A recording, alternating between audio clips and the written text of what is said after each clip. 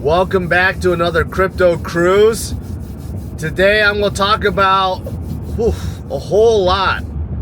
What happened with the White House summit that happened yesterday? What happened this past week with all the volatilities and up and downs, and why Bitcoin right now is stuck around $86,000. So yeah, a lot to digest. So let's get started. First of all, yesterday we had the very hyped up White House summit. Okay.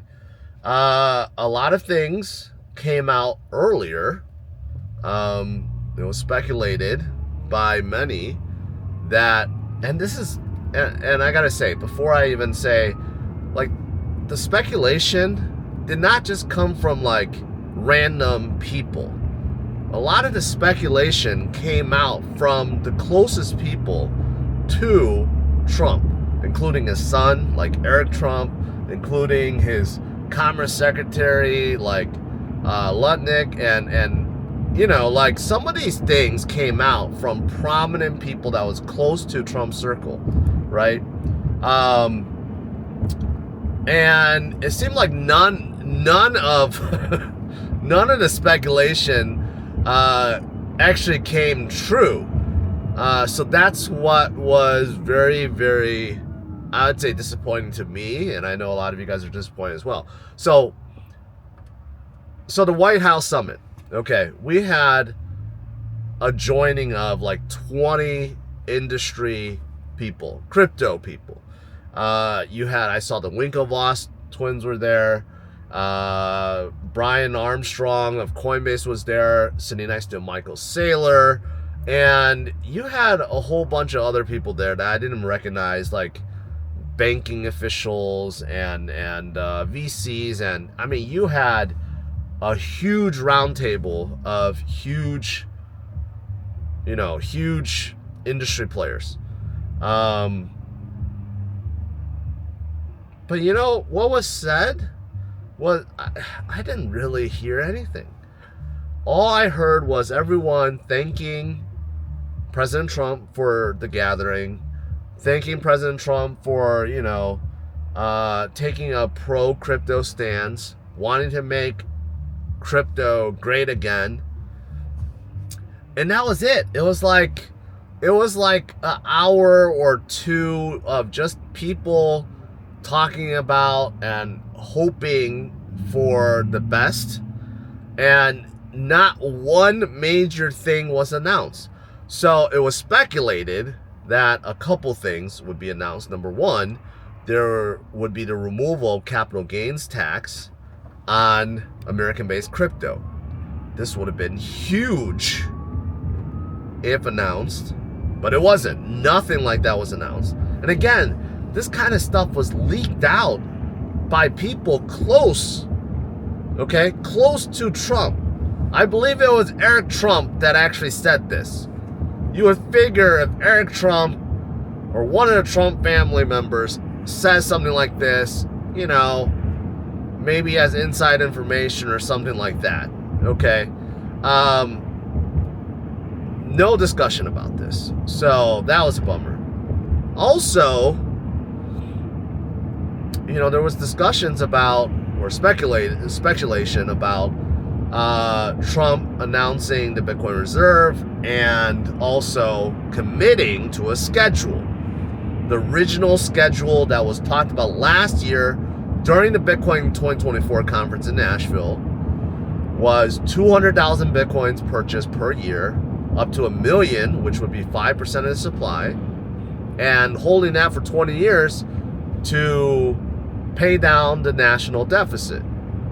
And that's been talked about forever, right? That was also speculated earlier in the week. But that didn't happen either, okay? So the White House summit basically was just, it was just like maybe a month ago, we had a similar press conference led by David Sachs. And he had all these people next to him, and it was very hyped up. This was when Bitcoin, remember that one Friday we hit $99,000. We were going to go to 100,000 or something like that. And then we had this press conference, and then it just like brought everything down. No, it was higher than that. We were at like we were close to a all-time high. We were like at 107 or something like that. And it was the same thing. Like there was a big White House crypto like press conference. People thought that there would be something said, and nothing was said. Right? That's really it. So to me, it was a very disappointing build-up. It was a disappointing. I mean, I'm sure. Okay, without going too negative, I won't get to the positive. I'm just saying all the negative things right now, or all the things that I didn't like. So I thought, this whole song and dance, was disappointing. Right? There could have been more done or said, or even a direction or something, a plan, a framework, some kind of development, anything could have been said or discussed or anything besides just like a big old thank you session would have been better, in my opinion. All right, so there's that. And then, as for the Bitcoin reserve, that came out a day before, right? And that was also a bit disappointing. If you actually read what the whole reserve and the digital asset stockpile, if you actually read what the executive order was about, well, again, it was not what was said last year. And this is because Senator Loomis even said, in order to really implement the plan that they originally said last year, would need congressional approval. And obviously, they didn't even ask for that. So I think they were trying to find ways to implement it without, congressional approval. That's how I take it. So what was done? Well, the executive order took what was seized from Silk Road at 200,000 plus Bitcoin that we have, and used that to create the reserve. So obviously that doesn't really do anything because we already had that, right? That doesn't require the government to buy more. And it's nice to get assurance that yes, the US government will not sell that off, because we did have a little bit of sell-off before Trump took office. Could have been intentional, don't know, or coincidental, though, I don't know. So it's nice that it's guaranteed that it won't be sold, but there's no guarantee that there will be more. There will be more that will be bought. There's no schedule. Again, the original schedule. Sorry, I know it's like all the sun. But the original schedule was to, again, buy 200,000 per year up to $1 million. And that's just not the case. So part of this executive order is to see if there are ways to acquire more Bitcoin without spending any money, right? So this is where like someone like Saylor comes in. Saylor chimed in that he has ideas. Basically, it would revolve around issuing bonds and using the bond money to buy Bitcoin, but I don't know if that's even, again, if that can even be done without congressional approval, or whether or not they will even do that, because right now the US is broke and needs all the money it collects from all the bonds. So, it's good that the Bitcoin reserve was established, but not according to what was originally said or planned, let's just say, right? And then also, we got that little excitement earlier in the week because Trump also tweeted out on Truth Social about the crypto reserve outside of Bitcoin, right? Which included Solana, Cardano, and Ripple. And that caused a lot of commotion, right? So people thought that, okay, there's something to that. But part of the executive order was also very disappointing, basically saying that they're going to do an audit, see what the government holds, and if they do confiscate crypto, right, they'll put it in a stockpile, but there's no commitment to buy anything or to put anything in there. So they'll only put things that are forfeited. So how I interpret that is like things that they will confiscate or donations. That's it. There's no commitment to buy Cardano or ADA or XRP or Sol to put in that stockpile. So it's just like a generic wallet. So if they take it away from some agency or someone loses it, you know, they're going to put in that stockpile. That's really it. That's how I interpret it. So again, that we had this like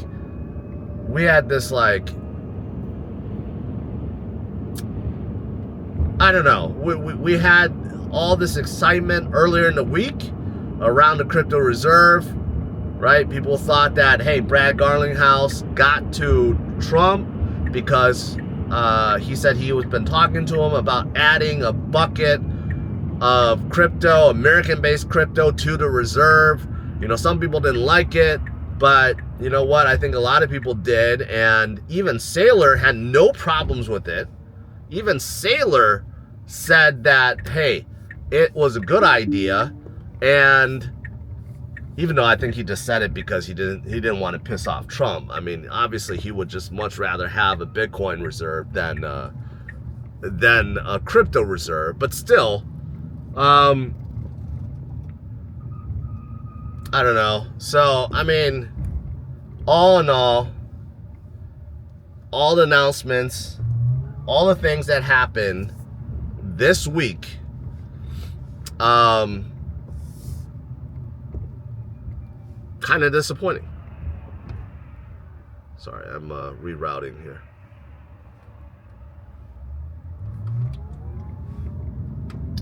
So that is why we saw all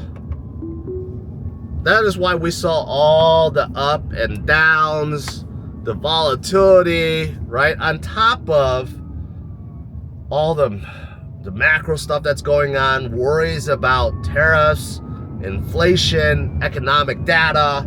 You combine all that, the Wall Street selling off risk-on assets. You combine that with all the announcements or the pre-announcements and then the letdowns, right? That's why we had Bitcoin go up and down, up and down. We fell down as low as 82.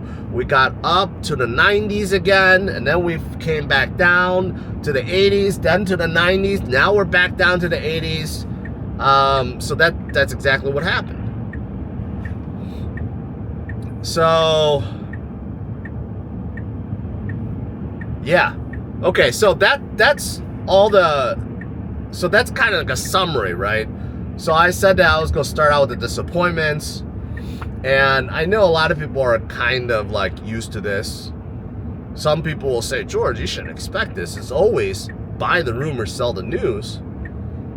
And for those of you guys that have been hardened by all the previous speculated events and news, I guess, you're right. But, you know, the hopeful side of me, the bullish side of me, always wishes that that's not the case. That we actually are going to get an event or a press conference or a summit that actually delivers, that actually gives us some substance, something that we actually want or heard about, right? So I was really hoping that we get more. That's really it. But with all that said, is it all negative? Is it all bad? Is this all just a song and dance and we're going to get nothing? The answer is no. It's not all bad. It's just that we need to be more patient. That's it. That's really what it comes down to, right? Regardless, we have a Bitcoin reserve now, okay, an official one. Even though we don't have a schedule to acquire more, we do have it. And rumors are already swirling that other countries like China are going to create their own, because China also has around 200,000 seized Bitcoin, and it's very easy for them to acquire their own or start their own, right? So at the very least, it gets other countries to take this seriously. Like, they're looking at the US and say, okay, US has the Bitcoin reserve, maybe we should start our own. And they can start it with their own confiscated Bitcoin, or they can start acquiring, because there are a lot of smaller countries that have been doing so. So, you know, that's a positive direction, okay? For a country, for a major country like the US to lead the way with the Bitcoin reserve, nothing negative about that. It's very positive indeed, right? And also, we know that because of this move, a lot of states have started their own legislation about this too. And Texas, I believe, is the first state that passed, and they are going to be able to add Bitcoin to their own reserve. So this kicked off a lot of things. So states, we got 20-something states that's looking to do this. So that's very positive overall, right? Not only as a nation, but states to hold Bitcoin in their reserve. That's very good. And the last thing is this crypto summit, even though nothing was said, I'm pretty sure there will be a lot more discussions, right? All these guys are going to get closer with David Sachs and Lutnick and, you know, and the other guy, shoot, I forgot his name. The Commerce Secretary. Shoot, I forgot his name. But they're all going to work together in the future to develop more pro-crypto regulations. We've already seen that with the SEC. The SEC is dismissing all its lawsuits left and right. And we know that there's more that will come. Several things happen on the banking side that allows them to do more crypto business, including becoming custodians and doing more stablecoin things. And pretty soon we'll be able to probably, you know, put down stablecoins as collateral or put down crypto as collateral. I mean, we're going in a different direction, right? So I think it just takes time, obviously, to formulate these things. And maybe we do need to get some congressional approval for some of these new laws or executive orders that gets implemented. That's fine, right? Not everything has to just come from Trump himself.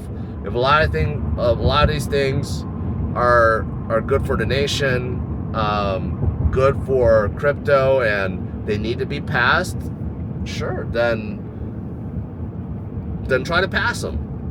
It'll take longer, it'll be more difficult, but still, it's good to get some of these things going, right? And there's a lot of developments around decentralization, DEXs, self-custody. These are things that we've been talking about forever, and there are a lot of movement in those directions as well, right? So overall, this is a positive step. That's really it. And it's just going to take time to get everything we want. It's just that, hey, the timeline has just been pushed back. That's it. That's really it. So even though this last week was disappointing because we didn't get exactly what we wanted, and we didn't, all the speculation about what was announced, what will be announced, did not get announced, it's okay. It's okay. Things will get better, right? Now, as for Bitcoin, it's hovering around 85, 86,000. It did seem like it found the bottom right around where we are. In fact, on the chart, I drew a trend line, and it's like just, you know, it's using it as a resistance. That's fine. You know, I think short term, unless there's some other really pro-crypto related news that comes out, we may stay here for a while.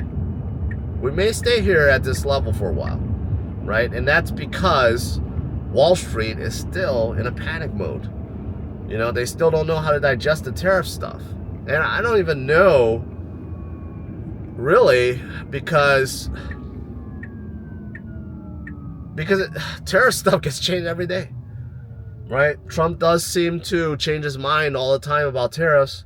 Like, you know, we're going to tariff Mexican and Canadian goods and Chinese goods, and then, oh, like, you know, a few days later, we're going to give them a 30-day grace period, and then all of a sudden, nope, we're going to do it again, and then now we're hearing some items will be exempt from tariffs, and, you know, there's just like a lot of exceptions now, and there's a lot of confusion. No one really knows, right? Like which direction we're actually gonna go, or it doesn't seem like we're taking a hard stance anymore. It seems like we're kind of taking a half stance where, yes, we're going to do tariffs, but there will be a lot of exceptions made. And of course, other countries have started responding with their own tariffs, and, you know, in some places in provinces in Canada, it's just like removing U.S. goods altogether, which is not good for some of our companies. For example, liquor. So this is why Wall Street doesn't even know how to react. Overall, they're just selling off. They're selling off any tech risk on asset they can, because they're trying to prepare for what could be, you know, what could be coming, higher inflation, you know, maybe even a recession. I don't know. So that's why, you know, unless we get some positive crypto news, we may see Bitcoin stuck in the mid 80s or high 80s. We might bounce around, or maybe even go to low 90s. We might just bounce around this range for a while, and that's okay. That's okay. It's still early in the year, right? We're only in March. We got plenty of time in this year left. And as more developments happen, and as more pro-crypto things happen, we will see the price action return to positive and bullish once again, right? So I would say, yeah, we just have to have more patience, okay? We got to let Wall Street do its thing. You know, I've said many times, you got to take the bad with the good, and right now it just kind of really sucks that, you know, they're doing what they do, and they treat Bitcoin as a risk-on asset, and they sell it off. They sell off the ETFs and cause the funds to sell Bitcoin, and that's exactly what's happening. That's why there's a correlation, in case you guys didn't know, and that's it. That's really it. So we're just in a period where, hey, you just have to stay strong and stay focused and just continue to HODL and DCA. That's really it. That's the winning strategy. There's no other way to say it. You just have to HODL and DCA. And we might be stuck here for a little bit. We have seen times like this in the past, last year, and even the year before that, and the year before that, and last cycles, right? But when we're ready, we're going to start going up, and those that sold will come back and fall back in. And it happens every single time, like clockwork. It just happens. That's why Bitcoin every cycle goes higher. And even when it comes down, it makes a higher low and it makes a higher high every single time. So that's pretty much it, guys. So that's a summary of what happened last week, and I guess my message to you guys all. That's it. Yeah, I haven't streamed for a while because I'm still sick, but I think my voice is getting a little bit better. So hopefully after today and tomorrow, I'll be able to start streaming again on Monday. All right. So stay strong, my friends. I'll see you guys. I'll think of something to do for tomorrow, for Sunday walk video. And hopefully I'll see you guys on Monday. All right? Have a good one. Take care. Bye-bye.